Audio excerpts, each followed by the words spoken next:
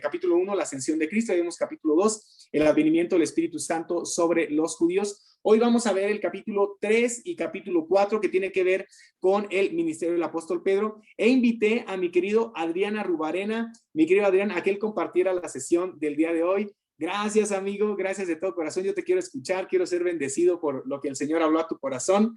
Es un muy querido amigo, es mi alumno más aplicado del grupo pasado. La verdad es que súper bien, hizo sus tareas a tiempo, me mandaba todo súper bien. En la semana me preguntaba algunas cosas, o sea, de verdad se tomó muy en serio el estudio del libro de los Hechos, cosa que me dio muchísimo gusto, por lo que yo hace algunas semanitas le dije, oye Adrián, ¿te gustaría ser pues mi maestro auxiliar? También junto con Isaac Martínez. Y me dijo, sí, claro que sí, con todo gusto cuentas conmigo. Entonces, vamos a darle un aplauso así virtual a mi querido Adrián. Ahí está el aplauso. Obviamente está nervioso, no se crean. Ustedes son unos tiburones, son tremendos. Si a mí me ponen nervioso, imagínense.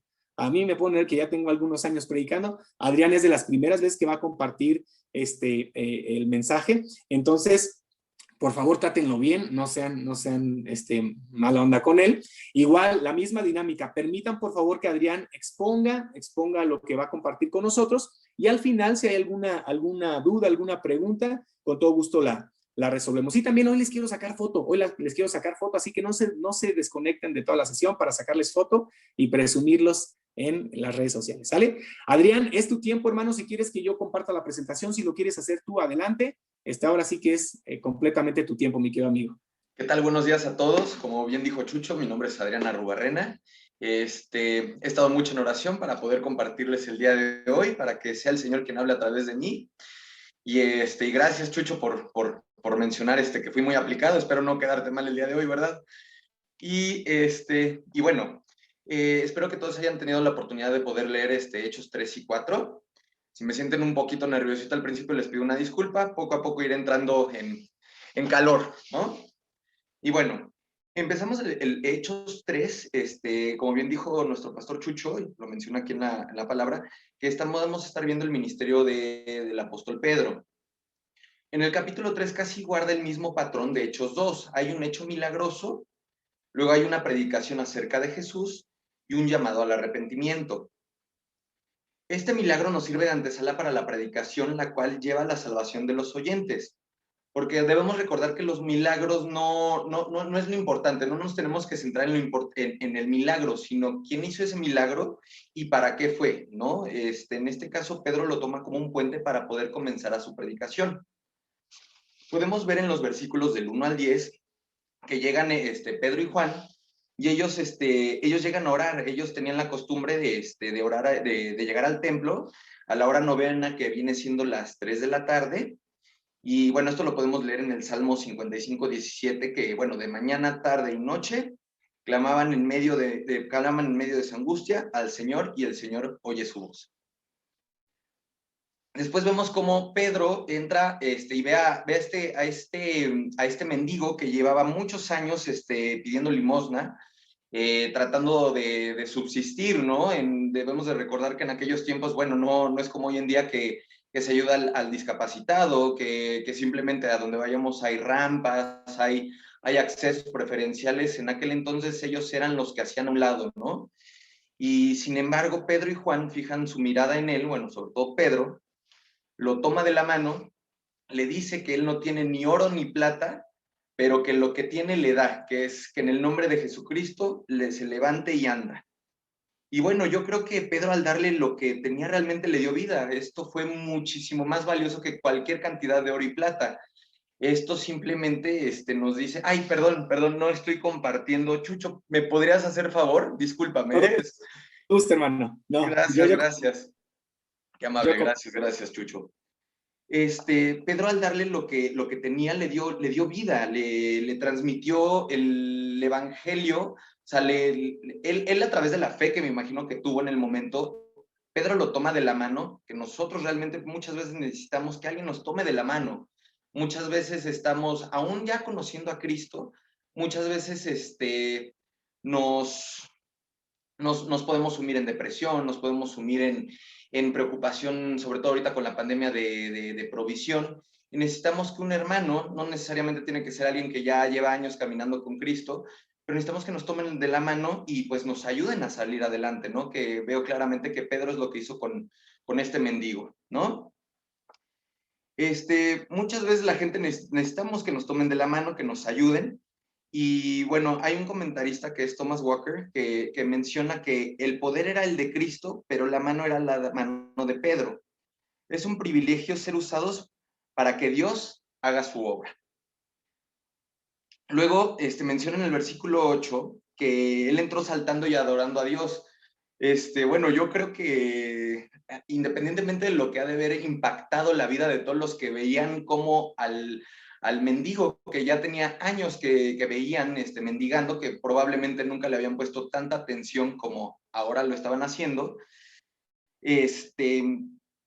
pues veían el poder de Cristo, ¿no? Veían el poder de Cristo, de cómo había sanado, porque no fue Pedro, Pedro inmediatamente da la gloria a Dios, ¿no? También nos menciona una de las señales de la era mesiánica, que en Isaías 35:6 nos dice que el cojo saltaría cual ciervo, según la profecía en Isaías 35:6. Y Dios mismo vendrá y lo salvará. Entonces saltará el cojo.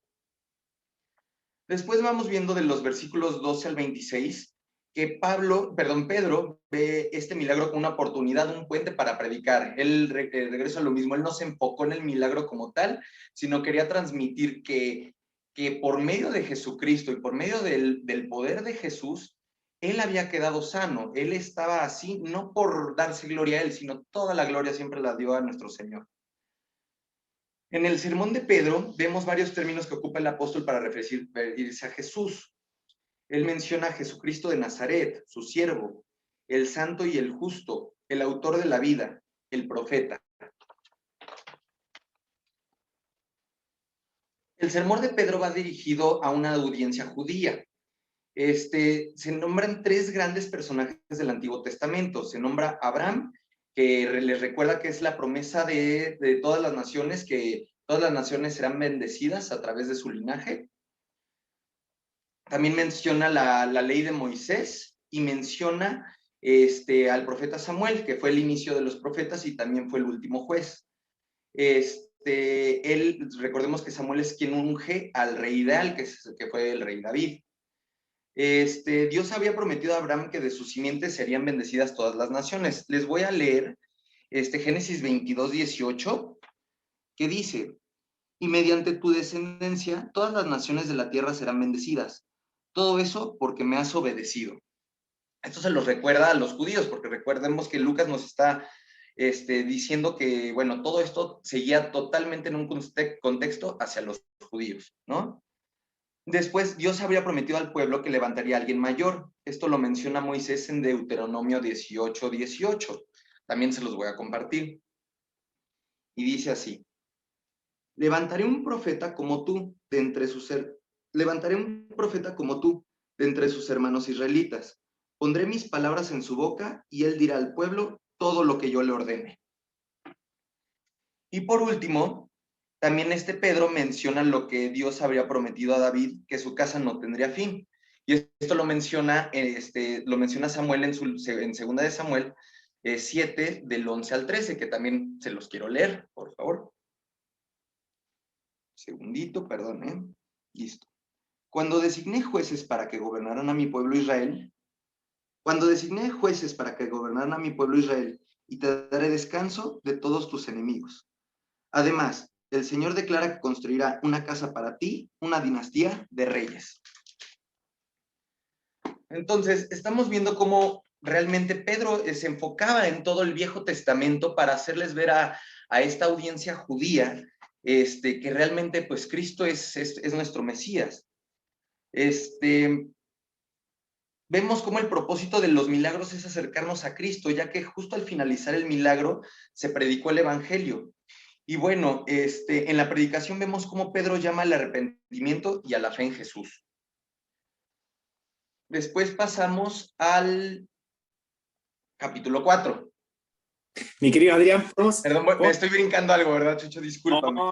No, lo hiciste increíble, amigo. Espérame, nada más quiero hacer una pausa aquí Sí. porque les quiero dar un mini sermón, a ver qué tal, mi querido Adrián. Lo hiciste súper bien. Ahorita regresas al capítulo 4, ¿eh? Regresas al capítulo 4. Como bien ya nos dijo mi querido Adrián, capítulo 3 narra la curación de un cojo que está sentado ahí en una de las puertas del templo de Jerusalén. ¿Recuerdan cuál era el nombre de esta puerta?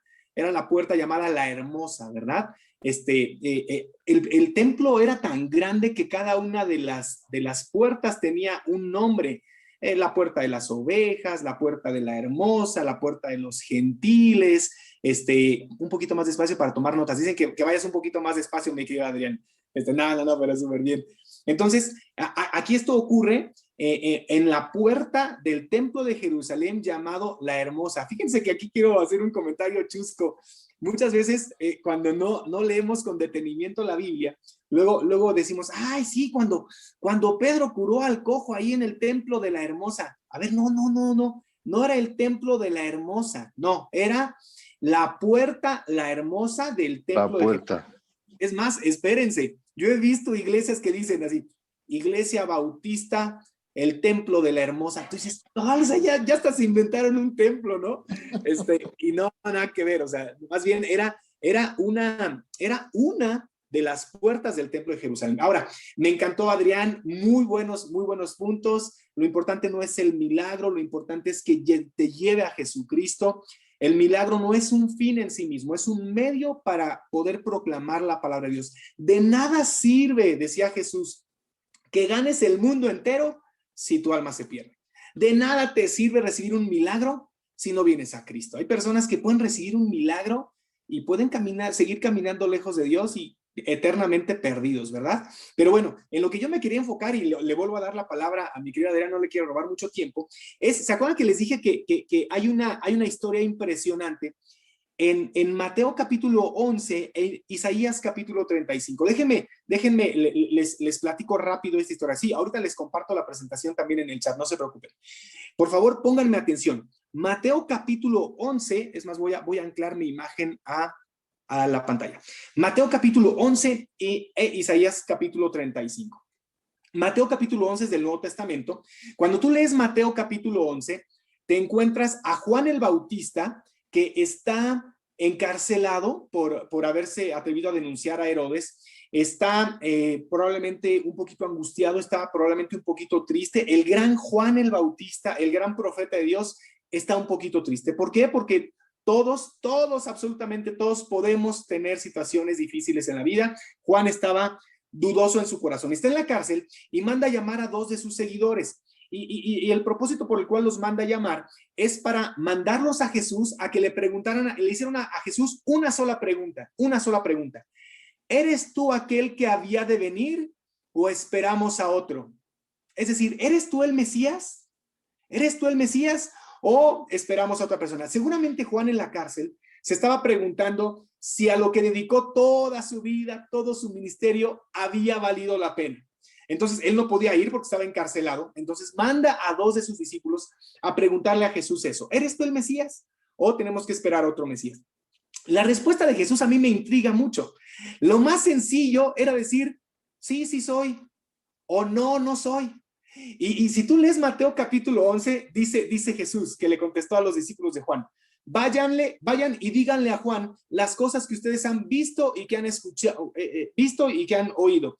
Que los ciegos ven, que los sordos oyen, que los cojos andan y que a los pobres les es enunciado el evangelio del reino de Dios. Ahora, yo me pregunto, oye Jesús, ¿por qué no le diste una respuesta más sencilla a Juan? Nada más le hubieras dicho, sí, primo, sí soy yo el Mesías. ¿Por qué?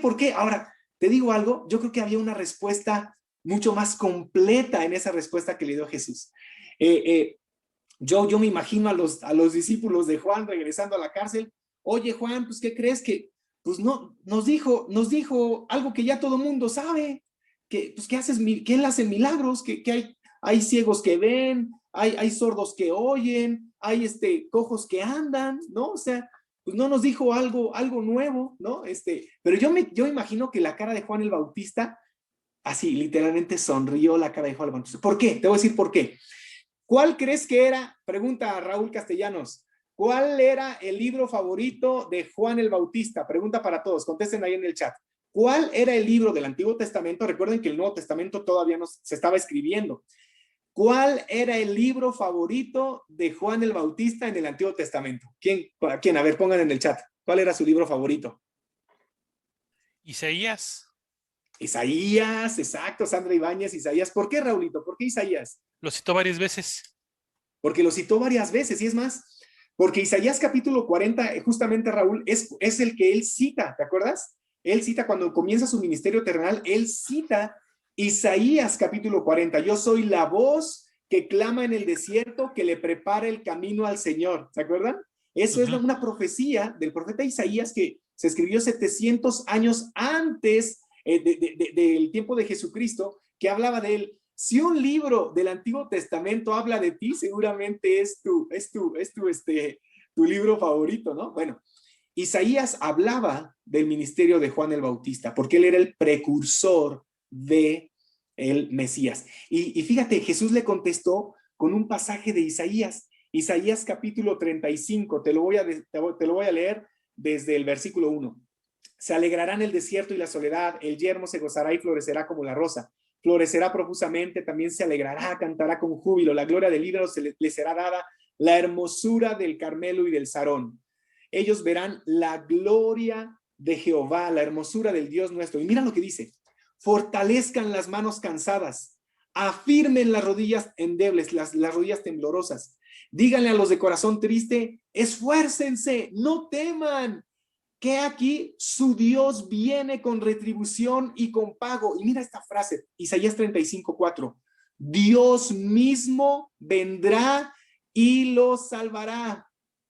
Dios mismo vendrá y los salvará. Dios mismo, no un mensajero, el mensajero era Juan el Bautista. Dios mismo vendrá y los salvará. Y mira lo que dice el versículo 5. Entonces los ojos de los ciegos serán abiertos y los oídos de los sordos se abrirán. Entonces el cojo saltará como un ciervo y cantará la lengua del mudo, porque aguas serán cavadas en el desierto y torrentes en la soledad. Jesús le contestó a la pregunta de su primo Juan el Bautista: ¿eres tú el Mesías o esperamos a otro? ¿Saben con qué le contestó? Con un pasaje mesiánico de Isaías capítulo 35, donde decía que el día que Dios mismo viniera a salvarnos, esas cosas iban a suceder. Ahora, el hecho de que Lucas nuevamente lo recuerde en el libro de los Hechos es extraordinario, porque él se da el tiempo de decir que este cojo hizo algo bien curioso. Dice que entró saltando, se puso de pie, entró andando y saltando. Lucas como que pone especial atención a decir, no solamente entró caminando, ¿qué creen? Entró saltando y empezó alabando a Dios. Casi que le quiere decir al lector judío: acuérdense de Isaías 35, cuando Dios mismo viniera, estas cosas iban a pasar.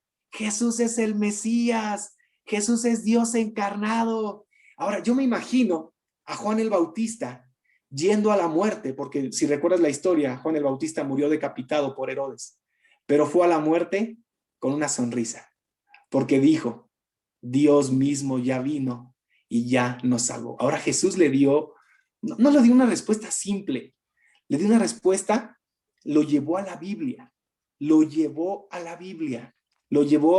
las Escrituras, porque ahí estaba escrito. Y ese pasaje no solamente animó su corazón, sino aclaró que Jesús, por supuesto, que es el Mesías de Dios, que Jesús es 100% Dios y 100% hombre, y que las Escrituras daban testimonio de eso. Exacto, le dio la respuesta que necesitaba escuchar. Así es, mi querido Adrián. No solamente la respuesta teológica, porque la respuesta teológica se la contestó, sino también la respuesta que animó su corazón, porque todo el contexto de Isaías 35, ¿ya checaste?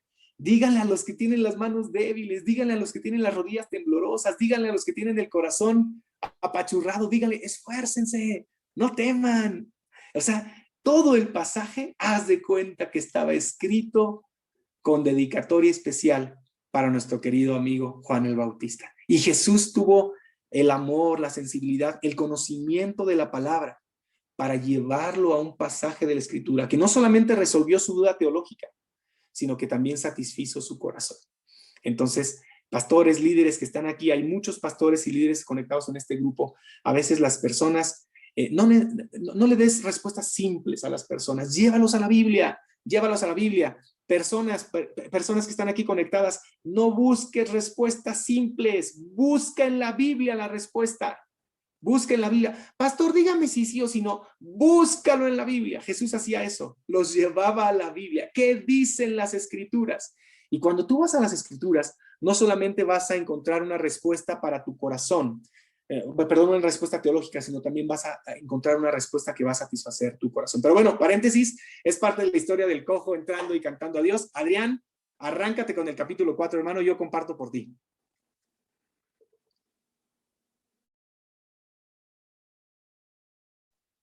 Listo, pastor, perdón.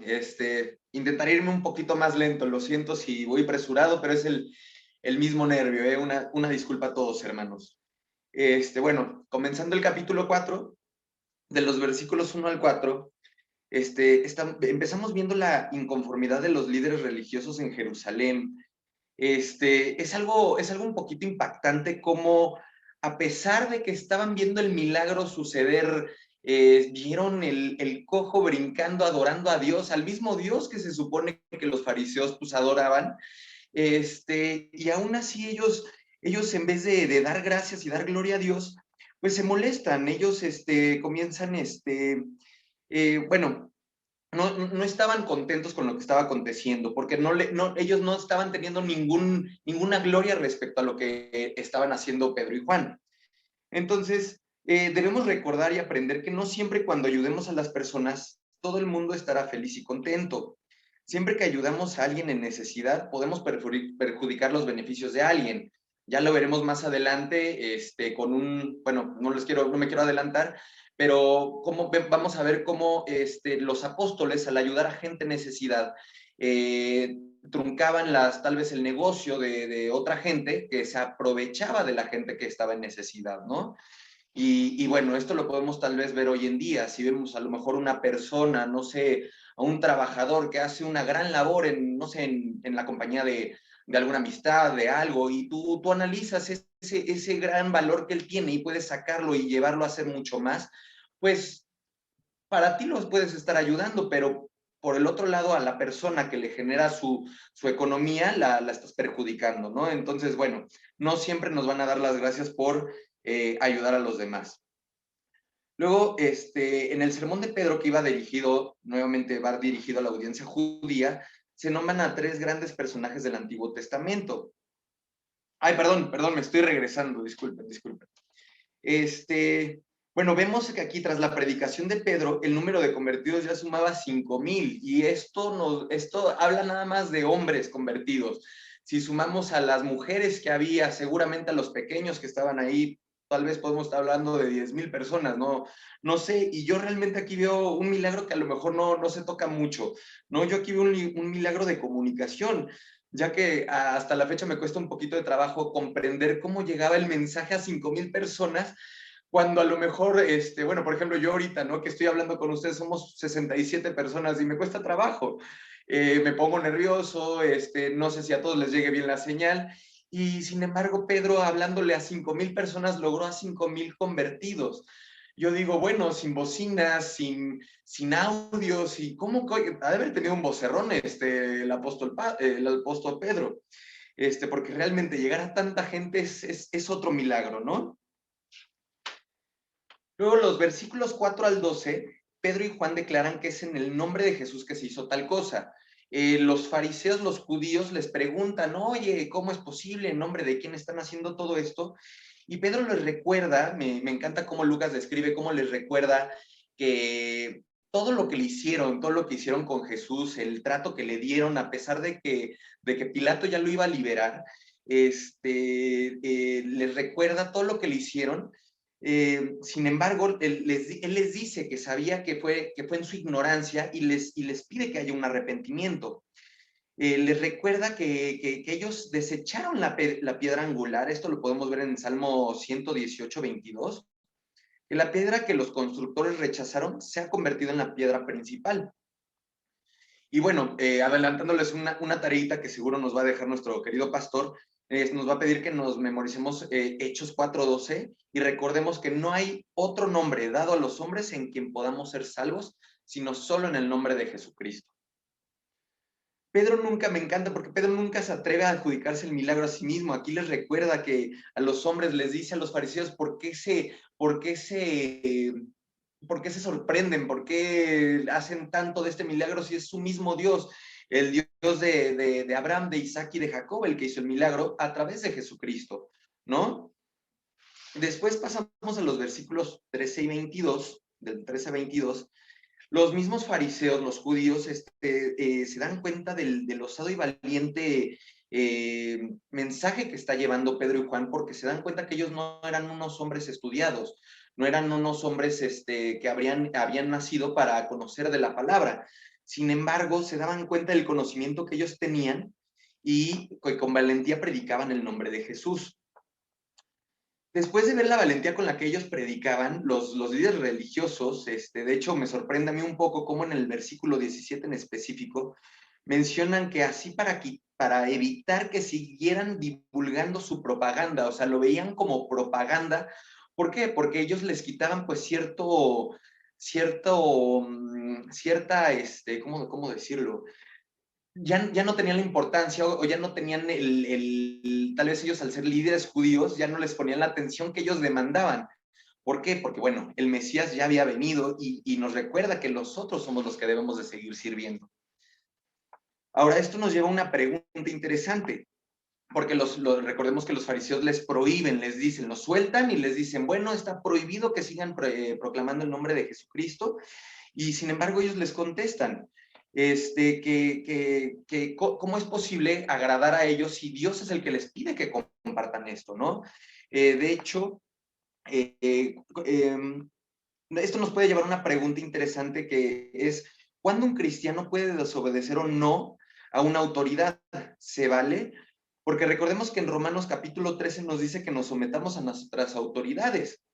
Sin embargo, podemos resumir en una sola frase que cuando la autoridad manda lo que Dios prohíbe o cuando la autoridad prohíbe lo que Dios manda, podemos brincarnos esta ley humana, ¿no? De hecho, yo recuerdo mucho, los invito a leer Daniel capítulo 3, donde vemos claramente cómo los judíos se negaron a seguir las reglas, a seguir la autoridad que estaba en ese momento, porque se les pedía que adoraran a la estatua de Nabucodonosor. En Daniel 3 vemos todo esto, de cómo Sadrach, Mesach y Abed-Nego fueron metidos al horno de fuego por no cumplir con lo que la autoridad demandaba, ¿no?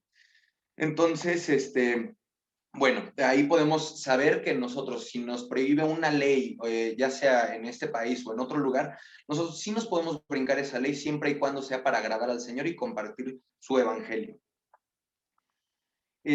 Luego, en los capítulos del 23 al 31, vemos cómo una vez que pasaban esta fue una primera persecución. Recordemos que ellos aquí ya les estaban limitando el poder compartir la palabra. De hecho, les exigían que ya no compartieran la palabra, ¿no? Que no compartieran de Jesús. Entonces, ellos llegan aquí podemos ver cómo regresan a la iglesia Pedro y Juan y cuentan este testimonio de todo lo que les pasó. Ellos reciben la consolación de parte de sus hermanos en Cristo y recordemos eso también para nosotros, ¿no? Porque nosotros no debemos atravesar dificultades solos. Por eso tenemos nuestros grupos pequeños, tenemos esta iglesia que la verdad me encanta porque es una iglesia cristocéntrica. Podemos apoyarnos unos con otros y para eso estamos, somos hermanos y recordemos que somos miembros del cuerpo de Cristo, ¿no? Si a alguien le duele algo, a nosotros nos duele por igual porque somos miembros de la iglesia de Cristo.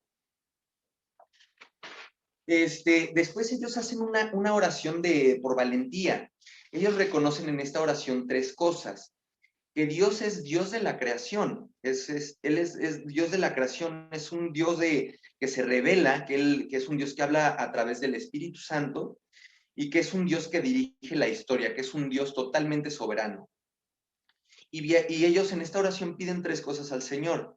Piden primero que nada que los guarde de sus enemigos, que ellos puedan proclamar sin temor alguno. De hecho, esto es algo que yo también pedí esta mañana, poder compartir sin temor alguno, ¿verdad? Y sobre todo poder seguir también realizando señales, milagros y prodigios, pero por medio del nombre de Jesús, siempre dando gloria al Señor, jamás tomándonos ningún logro, sobre todo cuando podemos a lo mejor compartir a la palabra y a esa persona a la que compartimos cayó la semilla y está dando fruto. Recordemos, no es nosotros, es el Señor realmente quien habla a través de nosotros, y es Él el que llega, el que toca la puerta y nosotros decidimos si abrimos esa puerta. Luego de los versículos 32 al 37, Lucas nos da un resumen de lo que iba aconteciendo en la iglesia de Cristo. Recordemos que esta era la primera iglesia. Podemos ver cómo entre los creyentes no había una necesidad en lo absoluto, ya que entre ellos mismos suplían las necesidades de los otros. Ellos vendían sus posesiones, sus terrenos y compartían conforme a la necesidad de cada uno. Esto, la verdad, yo creo que nosotros todavía tenemos mucho que aprender de la primera iglesia. Yo personalmente me doy cuenta porque muchas veces pues vemos primero nuestros beneficios, lo que nosotros queremos, en vez de tal vez ver la necesidad de nuestros hermanos. Personalmente, esta pandemia me ha llevado a poder ver las necesidades no solo personales, sino también de los que nos rodean, sea económica, sea espiritual, sea de lo que sea, y poder entre nosotros mismos tratar de suplir estas necesidades. Y bueno, pues ahora sí que estoy terminando compartiendo esto. Muchas gracias a todos los que han comentado. No he podido enfocarme en el chat. Les agradezco mucho sus comentarios. Quedo a sus órdenes igualmente para cualquier duda, cualquier detalle, para también apoyar a nuestro pastor Chucho en lo que yo pueda. Muchísimas gracias. Y Chucho, si quieres tomar, te lo agradecería mucho para cualquier detalle que haya podido dejar al aire. Lo hiciste increíble, Adrián. Muchas Muchas felicidades, gracias hermano. a todos por su atención. Muy bien hecho. Gracias, Adrián. Gracias por dejarte usar. Lo hiciste muy bien. No son capítulos sencillos, no son capítulos sencillos. Lo hiciste muy bien. Muy claro nos quedó a todos, y gracias por tu disposición, mi querido Adrián. Y no se te notaron los nervios. Se nota que eres corredor de bienes raíces porque tienes buena vía. Muchas gracias, y gracias a ustedes por su atención. Gracias, Adrián. Excelente resumen. Fíjense que algo que quiero llamar su atención para esto, para arrancar tiempo de preguntas, es lo que dice el versículo, antes de pasar, dice, cuando hubieron orado, versículo 31, Hechos 4:31, cuando hubieron orado, el lugar que estaban congregados tembló y todos fueron llenos del Espíritu Santo y hablaban con denuedo la palabra de Dios. Es algo impresionante, es decir, hay un hecho milagroso otra vez nuevamente, hay una predicación de la palabra, hay convertidos a Cristo, hay una comunión fraternal en la iglesia, hay persecución, porque siempre va a haber persecución, lo vamos a ver en lo que vamos avanzando el libro de los Hechos. A veces confundimos, ¿verdad? Ay, no, es que estoy sufriendo mucho. A veces sufrimos por las malas decisiones que tomamos en la vida. No, aquí la iglesia estaba sufriendo por predicar a Jesucristo, y aún a pesar de la oposición, porque a veces también tenemos clichés cristianos y pensamos que si estamos haciendo la voluntad de Dios, todo nos va a salir a la primera y nos va a salir perfecto. No, hombre, ¿cómo crees? Va a haber oposición. Cuando le predicas a un borracho, los primeros que van a tener oposición es Bacardí y compañía. Cuando le predicas a un drogadicto, los primeros que van a tener oposición es el dealer que lo tiene esclavizado. ¿Por qué? Porque es su fuente de ganancia, como bien decía Adrián. No creas, cuando le predicas a alguien que solamente hay un Dios verdadero, pues obviamente el que le vende trapos, figuritas, amuletos, caballos, patas de caballo, herraduras, se te va a ir al yugular porque estás afectando sus intereses. Cuando predicamos el evangelio siempre va a haber oposición, pero la bendición es que el Señor está con nosotros, y la bendición es que Él nos va a sostener en nuestro ministerio. Ahora, ¿por qué te dije que notaras el versículo 31? Porque dice que nuevamente fueron llenos del Espíritu Santo. Ah, caray, pues, ¿cómo? Pues sí, que no nada más, que no, la llenura es una sola vez. Yo les dije hace algún tiempo que la llenura del Espíritu Santo no es un evento en la vida, es un estilo de vida. es estar continuamente siendo llenos del Espíritu Santo. ¿Cómo eres lleno del Espíritu Santo? Orando a Dios, leyendo su palabra, sirviendo a otros, predicando el Evangelio. Así eres lleno del Espíritu Santo. No eres lleno del Espíritu Santo porque alguien vaya y ya, ahora sí ya eres lleno del Espíritu Santo. No, es una actitud continua en la vida. Una cosa es que recibas al Espíritu Santo cuando tú y yo recibimos a Cristo. En ese día dice Efesios capítulo 1, versículos 13 y 14, tú fuiste sellado con el Espíritu Santo, eres posesión mía, dice Dios. Pero la llenura del Espíritu Santo es un estilo de vida, es una manera de vivir. ¿Cómo se hace? Congregándote, leyendo la palabra, alabando a Dios, sirviendo a otros. ¿No has sentido eso cómo arde tu corazón cuando sirves a otros? ¿No has sentido cómo arde tu corazón cuando pasas tiempo con Dios? Eso es la llenura del Espíritu Santo. Entonces, por favor, recordemos que la llenura del Espíritu Santo no es un evento, no es ay, a ver, aquí ya para que seas lleno y ya no leas tu Biblia, ya no ores, no, espérame. La llenura del Espíritu Santo se vive, al menos aquí como estamos viendo el libro de los Hechos, en el contexto del amor fraternal, como dice Adrián. Me encanta cómo la comunidad los apoya, los recibe, cómo ellos están predicando, cómo están sirviendo, cómo del 32 al 37 otra vez vuelve a describir cómo viven conforme al Espíritu Santo, y es extraordinario. Y la pregunta que nos hizo Adrián, muy buena pregunta: ¿se vale que un cristiano pueda desobedecer a sus autoridades civiles? Dice al menos este pasaje: sí, cuando te prohíban hacer algo que Dios te manda, y sí, cuando te manden a hacer algo que Dios prohíbe.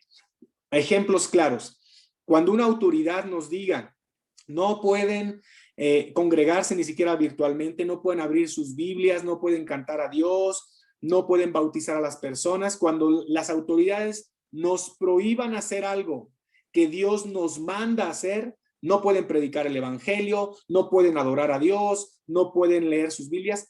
Cuando la autoridad nos prohíba algo que Dios nos manda hacer, ese día le vamos a decir: pues muchas gracias por tu recomendación, pero para nosotros es más importante obedecer a Dios que a los hombres. Y si vamos a terminar en la cárcel, pues aleluya, terminaremos en la cárcel. Primer ejemplo, cuando la autoridad nos prohíba algo que Dios nos manda. Segundo ejemplo, cuando la autoridad nos mande algo que Dios prohíba. Yo soy médico y las autoridades, no, yo no soy médico, estoy poniendo un ejemplo, pero mi hermano Luis sí es médico. Y él es cristiano y es misionero en la Sierra Potosina. El día que las autoridades en México le demanden o le exijan a los médicos que realicen a fuerza abortos a cualquier persona que se lo solicite, y él como médico cristiano por su conciencia diga: yo no voy a realizar ningún aborto, y lo tengan que meter a la cárcel porque la autoridad lo está obligando a hacer algo que Dios prohíbe hacer, ese día entonces pues nos vamos a la cárcel todos nosotros. Entonces lo mismo, ¿verdad? Con situaciones del asunto de género. Amamos a todas las personas, pero así como respetamos su punto de vista, también queremos que respete nuestro punto de vista. Si algún pastor se niega a participar en una boda abiertamente homosexual y él dice: mis convicciones cristianas no me permiten casarlos porque según la Biblia no es una relación adecuada delante de Dios, pues que te vas a ir a la cárcel por intolerante, pues vámonos a la cárcel por intolerante, porque yo no voy a hacer algo que Dios me prohíbe hacer para agradar a otros.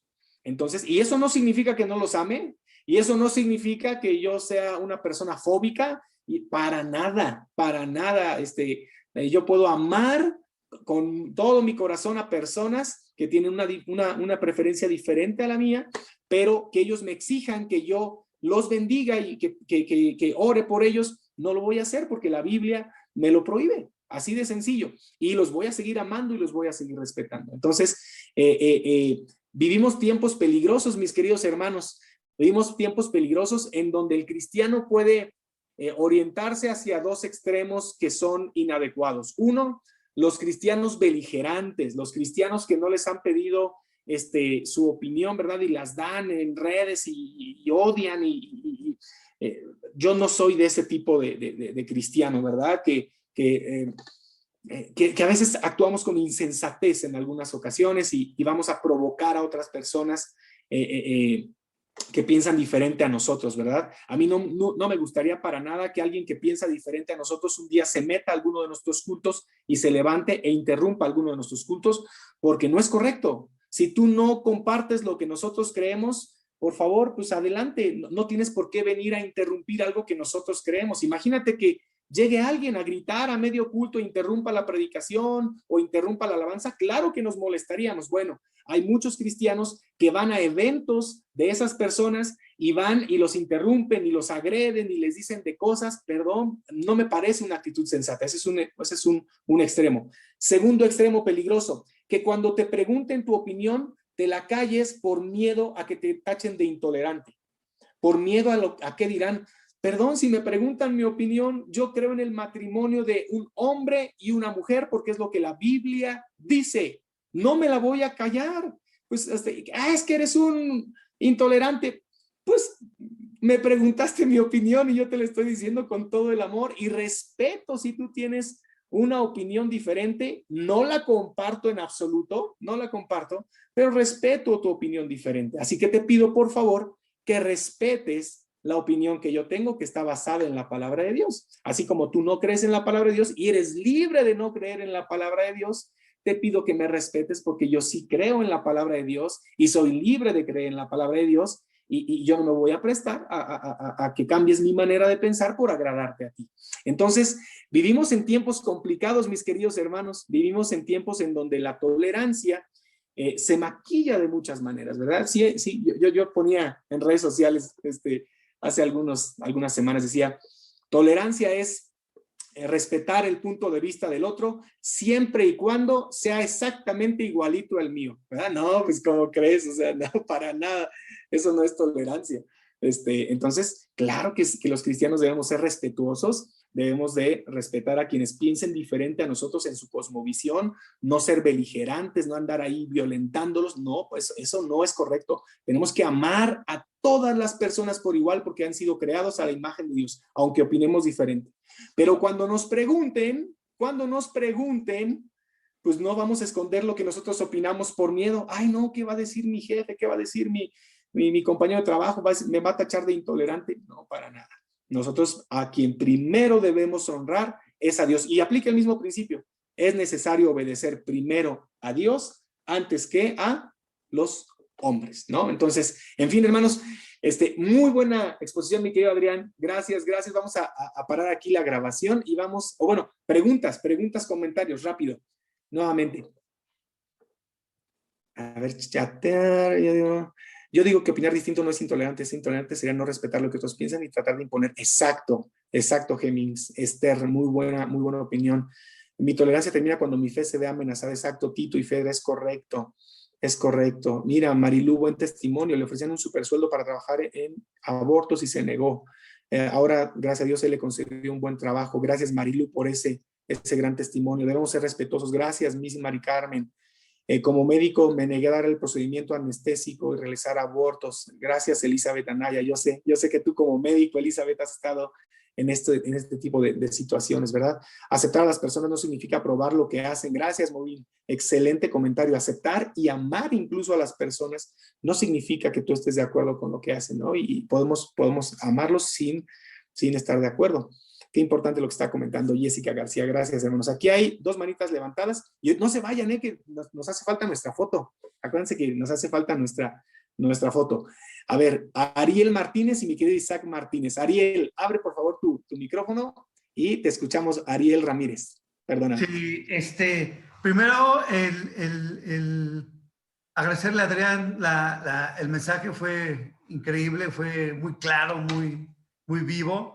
Y en el capítulo 3, algo que yo nada más quiero un poquitito resaltar es cómo lo menciona en Mateo 11:11, Cristo se refiere a Juan. Entonces, cómo Cristo sabe perfectamente lo que está viviendo Juan. Totalmente. Lo que va a venir en el futuro para él. Entonces, así como Cristo tiene en su corazón ese sentimiento de alguien a quien ama, Así en este momento, si lo traemos al presente, Dios sabe perfectamente lo que estamos viviendo cada uno de nosotros. A veces Así es. podemos decirlo, a veces no podemos decirlo. A veces podemos haber perdido a alguien muy cercano y nos está lastimando en nuestros corazones, pero como este mensaje de Dios nos lleva a nuestro corazón diciendo que el Espíritu Santo está presente en nosotros para protegernos, porque nos seguiremos enfrentando a situaciones complejas y difíciles que dependan de nosotros mismos o de cosas externas. Pero como Dios es sensible a ese amor que Juan le manifestó y que nosotros podemos manifestarle a Dios también. Ese es mi punto. Gracias, Ariel. Gracias. Gracias. Muy buena, muy buen comentario. Gracias, Ariel. Mi querido Isaac, te escuchamos, hermano. Gracias, felicidades, Adrián, también. Solo hay un versículo que tenía aquí anotado la vez pasada, Salmo 118, 22, que precisamente es pues regresar otra vez a ver cómo al estudiar la palabra podemos ver cómo efectivamente el protagonista de la historia pues está muy claro. En el principio creó Dios. ¿De quién se trata esto? De Dios, no de nosotros, ¿no? Entonces vamos viendo cómo Dios es el protagonista, cómo todo apunta a Dios y Dios en la persona de Jesús específicamente. Y sí, en Salmo 118 también nos afirma, ¿no? Esta piedra que ustedes desecharon se ha convertido en el fundamento. Entonces, este fundamento también que lo tenemos bien claro, porque a partir de aquí, el fundamento fue Jesús.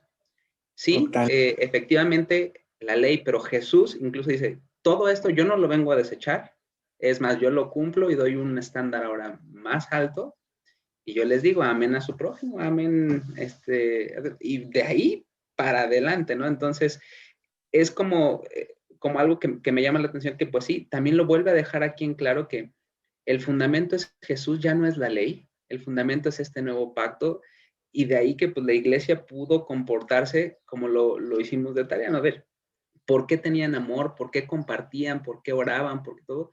Porque es lo que el mismo Jesús les compartió. Es mi aportación. Totalmente, Isaac. Qué buen comentario. Gracias, amigo. Recordar que el mismo Pedro, desde el inicio de su ministerio, ya una vez que Jesús ascendió al cielo, siempre apuntó como el fundamento de la iglesia a Jesucristo. Muy buen recordatorio, Isaac, ¿verdad? Él citó los salmos donde hablan que la piedra no es Pedro, la piedra de la iglesia es Cristo Jesús. Y aquí lo vemos con toda claridad, o sea, tanto Pedro como Juan, a quienes señalaron, no fue ni siquiera ellos mismos, ¿no? Ay, qué bueno, miren, este milagro que hicimos fue para demostrarles que yo soy la piedra sobre la cual está edificado. Y no, para nada. Él dijo, ¿saben quién es la piedra? La piedra es Jesucristo, siempre desde el inicio de su ministerio, y no solamente aquí en este libro de los Hechos, en sus cartas, ¿verdad? Él dice, ¿saben quién es la piedra angular? Jesucristo. Y todos nosotros, él se incluye, Pedro se incluye con nosotros. Todos nosotros somos como piedrecitas vivas que van edificando para Dios un templo espiritual. Qué hermoso saber que Pedro y Juan y todo verdadero siervo de Dios, a quien debe apuntar, como bien dice Isaac, como bien dice mi amigo Isaac, es a Jesucristo. Es a Jesucristo. Siempre, un verdadero siervo de Dios, a quien debe de apuntar es a Jesucristo. Imagínense, pobre Pedro, cómo ha de estar, ¿no? Bueno, no se ha de estar retorciendo en su tumba porque pues no, está contento en la presencia del Señor, pero claro que ha de estar como molesto diciendo, oigan, si yo en vida siempre apunté a Jesucristo como la piedra angular, porque ahora algunas personas ponen los ojos en mí, ¿no? Entonces, gracias Isaac por este buen comentario y los salmos, que como bien mencionaste, todo estaba escrito, y ahora Jesús en esta nueva etapa de revelación divina, ¿verdad? Obviamente se pone a Jesús en el centro, en el cumplimiento de todo. Gracias, mi querido Isaac. Vivi, mi querida Vivi, te escuchamos, Vivi. Gracias, amigo. Pues una de las cosas que a mí me llamó, bueno, lo anoté entre la lectura, es el versículo 18, que como bien nos compartió, que hubo mucha oposición para callarlos, ¿no? Los intimidaron, les dijeron que no, que de ninguna manera hablasen, ¿no? Para tratar obviamente de parar esta proclamación y promulgación y que ya no se compartiese el evangelio, ¿no?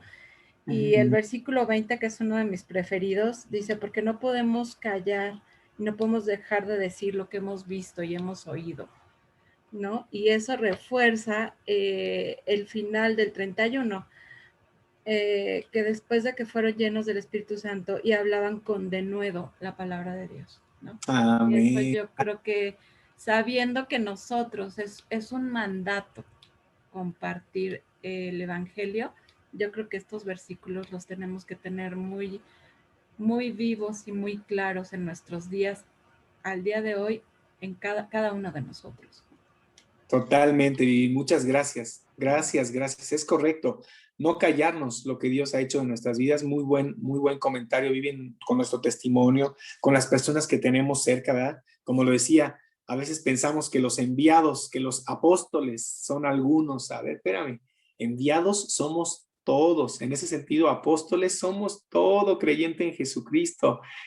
Toda persona es enviada a predicar, ¿no? Entonces, al menos compartir su testimonio. Entiendo perfectamente que hay quienes tienen el don espiritual particular del evangelismo, eso me queda completamente claro, pero todo creyente debe ser un testigo, todo creyente debe de ser capaz de compartir su fe en Jesucristo. Claro que hay personas que de veras que predican y se convierten hasta los meseros, mano, ¿no?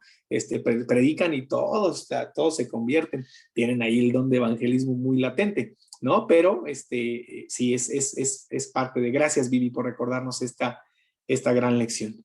Pues mis queridos hermanos, si no hay ningún otro comentario, pregunta, déjenme sacarles nada más una foto antes de que. Carlos Arroyo, recuerden por favor, es que estaba viendo la pantalla, no levanten su manita así, levanten su manita a través de la aplicación porque si no, no los alcanzo a ver. Pero bueno, qué bueno que te vi, Carlos, vi que estabas levantando ahí tu manita, abre tu micrófono y te escuchamos. Perdón, pastor, es que perdí la manita, no la hallo, entonces dije a ver si me ve el pastor. Ay, no, sí te alcancé a ver, te escuchamos, mi queridísimo. Sí, ok, yo quiero hacer un comentario muy rápido y de algo que me sucedió a mí mucho tiempo. Yo siempre batallé con el tema de si los apóstoles estuvieron con Jesús, ¿por qué no entendían? ¿Y por qué no entendían? ¿Y por qué no entendían? Y veían las señales y estaban ahí y veían y no entendían. Y con el tiempo me daba más shock porque yo iba a cursos y pues, escuchaba las predicaciones y escuchaba la alabanza y la gente no entendía y la gente no entiende muchas veces. Entonces yo tuve un estudio muy interesante con el buen Billy Barrios y él me mostró un versículo que me impresionó mucho y ya le dio sentido a todas mis dudas. Y ese sentido, este versículo está en Lucas, y Lucas dice que ya después que Jesús es crucificado y resucita y luego se les aparece,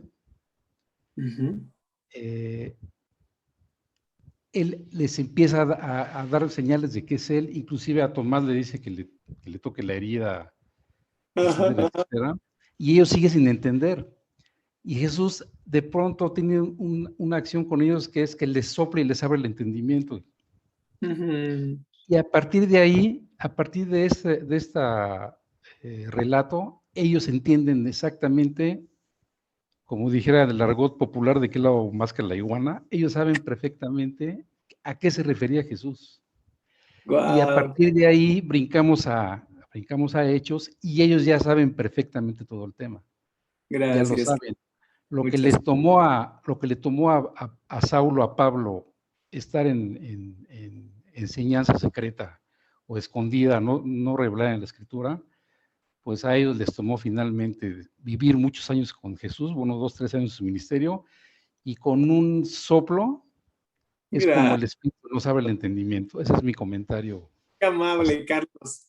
Oye, yo digo que a veces nosotros somos igualitos a los apóstoles, ¿verdad? Uno dice, ¿cómo no entendían? Y yo nada más me imagino a Jesús en el cielo riéndose diciendo, Ay, pues si ustedes tampoco entienden, yo me veo a mí mismo. Decía un querido profesor del seminario, Ricardo Garrett, decía, muchachos, recuerden que la Biblia no es una vitrina para andar examinando la vida de los demás. Es un espejo donde vemos reflejado nuestro rostro natural. Entonces, y yo recuerdo esas enseñanzas con mucho cariño, que el primero que, y lo vamos a ver en el capítulo 5, por favor lean el capítulo 5, es un capítulo para el siguiente domingo, donde normalmente vamos a estar tentados a decir, ay, mira, ¿qué fue lo que hizo Ananías y Zafira para que Dios los juzgara de tal manera?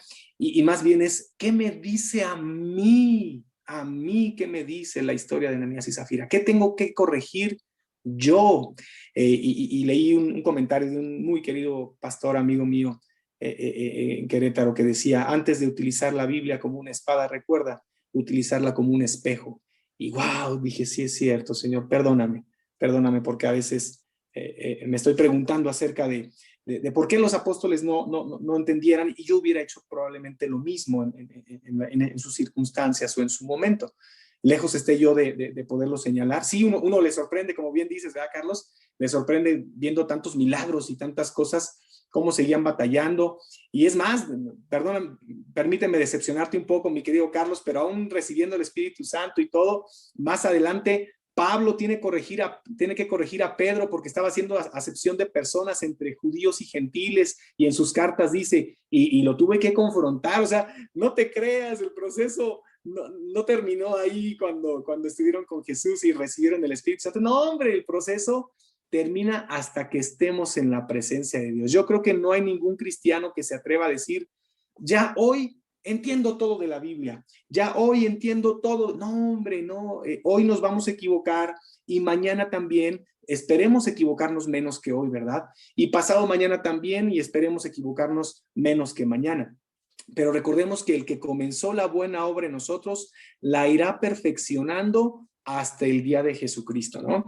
Y tienes razón, a veces uno ve estas historias y somos tentados a decir, ¿qué onda? ¿Qué pasó aquí? ¿Por qué no se les abría el 20, verdad? Pero a veces yo soy yo, Carlos, no hablo por ti, yo hablo por mí. Yo digo, ay, Señor, me estás hablando a mí. Les he platicado, Carlos, y ya con esto termino, les he platicado una anécdota muy simpática del seminario. Estábamos estudiando evangelios sinópticos y estábamos viendo la historia donde Jesús narra una historia donde entran dos personas a orar. ¿Recuerdas esa historia, verdad, Carlos? Entran dos personas a orar al templo y dice que uno se fue hasta el frente y levantó la vista y dijo, Señor, te doy gracias porque yo no soy como ese que se quedó ahí atrás, ese pecador publicano.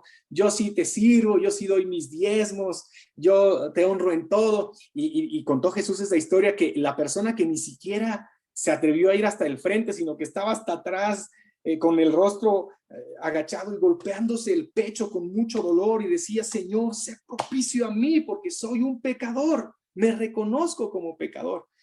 Y Jesús les decía, ¿quién de ellos salió perdonado? ¿Quién de ellos salió perdonado? ¿No? Y Jesús les dijo, el segundo.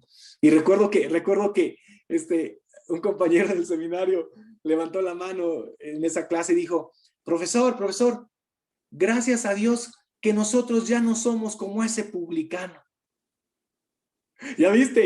El chiste se cuenta solo, o sea, el chiste se cuenta solo porque nosotros estábamos analizando la historia y veíamos la actitud de este cuate, de este fariseo religioso, y podemos con mucha facilidad levantar la mano y decir, gracias Dios, porque yo no soy como él, que él sí juzga al otro. Y yo podría levantar la mano, gracias Señor, porque yo no hice ese comentario en el seminario. No, espérame, todos estamos expuestos. Todos estamos expuestos. Creo que por eso Pablo decía, el que piense que esté firme, mire de no caer, ¿no? Cuide de no caer. Pero gracias, Carlos. A veces yo también hago esas reflexiones en mi mente, como que digo, híjole, ¿qué pasaba en la mente de los apóstoles, verdad? Que cuando Jesús les está diciendo que va a ir a la cruz, ellos están platicando quién se va a sentar a la izquierda y quién se va a sentar a la derecha, y luego yo me encuentro en la misma posición. Yo me encuentro en la misma posición diciendo, Señor, a ver si puedo obtener aquello o esto, o a ver, y digo, Señor, soy igualito. Los 12, yo siempre he dicho que los 12 nos representan a todos. Los 12 nos representan a todos. Ahí estamos los Tomases, ahí estamos los Pedros, ahí estamos los Jacobos y los Juanes, los hijos del trueno, los que somos, yo soy como Jacobo y Juan, que luego me prendo. Ahí estamos, haz de cuenta que estamos pintaditos, mano. ¿Y sabes qué es lo más maravilloso? Que por su gracia tenemos un lugar en la mesa. Por su gracia, por su amor, por su misericordia. Pero en fin, hermanos. Oigan, Adrián, mi querido Adrián, ¿quieres cerrar con algún comentario? Sí, nada más rapidísimo, Chucho, para igual complementar lo que mencionó nuestro hermano Carlos, que bueno, a mí en lo particular también me ha pasado, o sea, luego pensamos, ¿cómo es que ellos no entendían? Pero simplemente nos podemos fijar en nuestra vida. Yo en lo particular me ha pasado cuando estoy apretado, a lo mejor económicamente, o a lo mejor cuando estoy atravesando una enfermedad o algo, que olvido que el Señor ya ha visto por mí, que nunca me ha abandonado, que nunca me ha dejado, y sin embargo seguimos batallando como a lo mejor lo hacían los apóstoles, ¿no? O sea, pensamos que a lo mejor en esta ocasión no nos va a ayudar, sin embargo, yo, así como me ha pasado que se me olvida lo que ya ha hecho por mí, también siempre y cada vez me recuerda que Él sigue siendo fiel y que Él sigue estando ahí y seguirá estando ahí. Amén, gracias Adrián.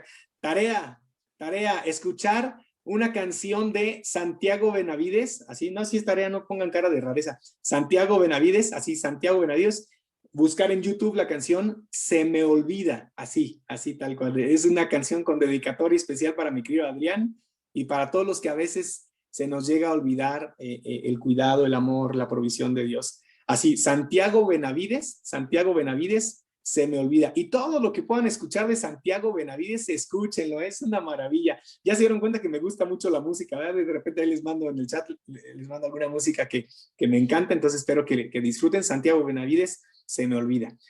Tarea, por favor, leer capítulo 5 del libro de los Hechos. Lean, por favor, el capítulo 5, la historia de Ananías y Zafira y de la persecución que siguen enfrentando.